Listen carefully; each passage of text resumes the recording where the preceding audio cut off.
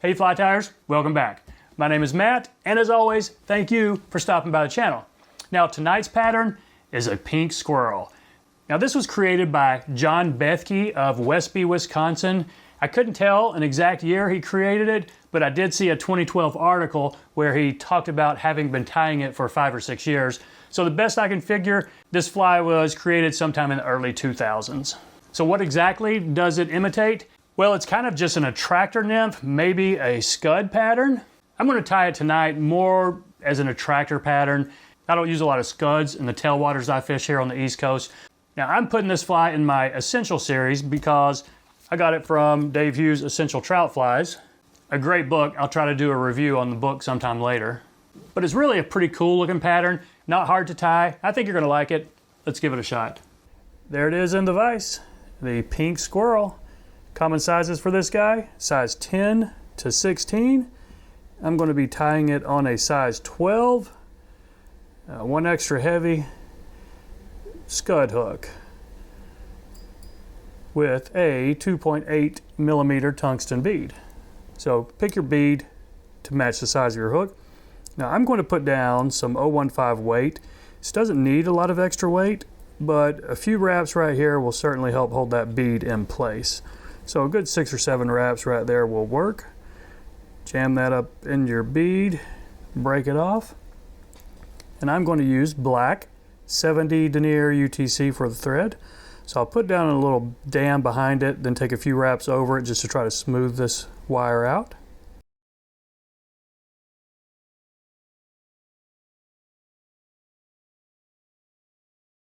Okay. Now you don't have to worry about too much of a taper right there. This is a very buggy body. So I left my thread a little bit forward of where the tail is going to be, and I'm going to take some Krystal Flash. This one is kind of a pink color, just to match the theme. It's a pink squirrel. So I will fold it over once and then catch it in. Just a little pinch wrap right here.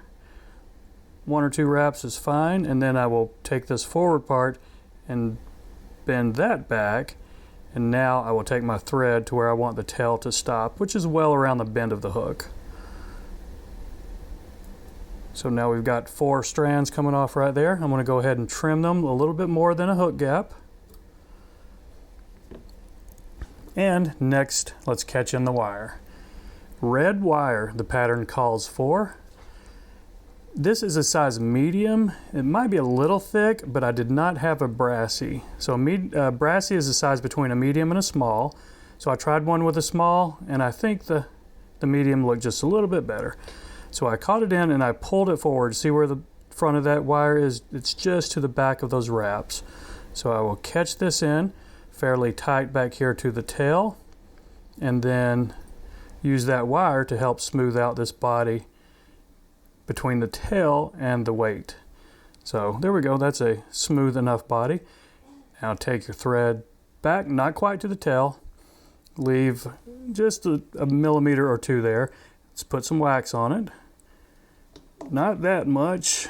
Okay, now let's take some squirrel body hair.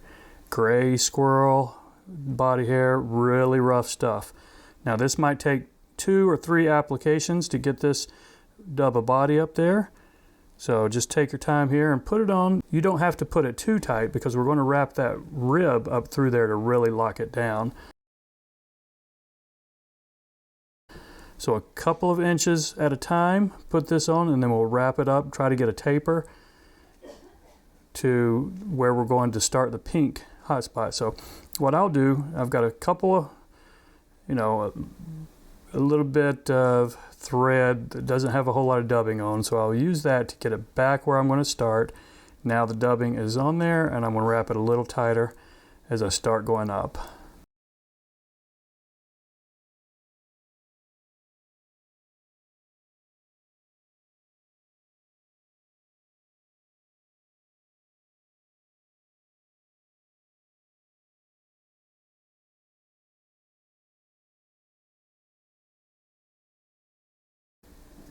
Okay, now let's wrap this wire. Use this wire to really lock this in. And you don't need to counter wrap it. You could if you wanted, sure. But this is thick wire, and I'm putting these wraps fairly close together. And I'm taking it all the way up now. See, and one of the reasons why I think we can get away with this thicker wire is it's really not even going to show. So get several wraps right there and really lock it in. I'm going to put some tension on my thread before I spin it off. Okay, now before we go with the hot spot, take a dubbing brush or pick or toothbrush, whatever you got, and just rough this out.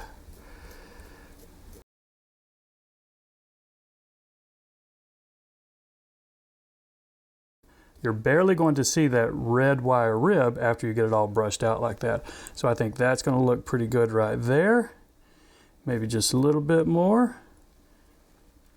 Now let's put some dubbing on, some wax on, and our pink dubbing.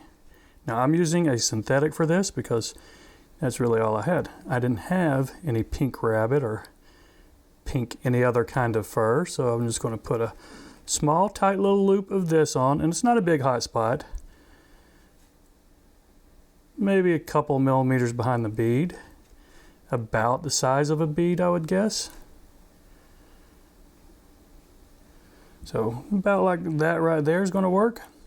Could probably even go a little bit thicker, but I'm going to leave it just like that.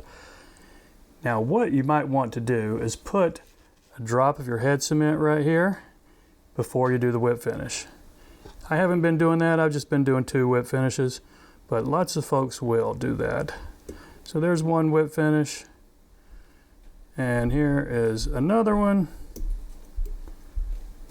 Pull it tight, reach in here behind the bead, poke it through, and if you've got any cleanup here, the cool thing about this fly, it's supposed to be buggy and messy and all disheveled looking, so you don't really need any cleanup. But there you go, folks, the Pink Squirrel. A John Bethke pattern, pretty cool fly, pretty fast sinker, gets to the bottom quick. I appreciate you watching, and we'll see you next time.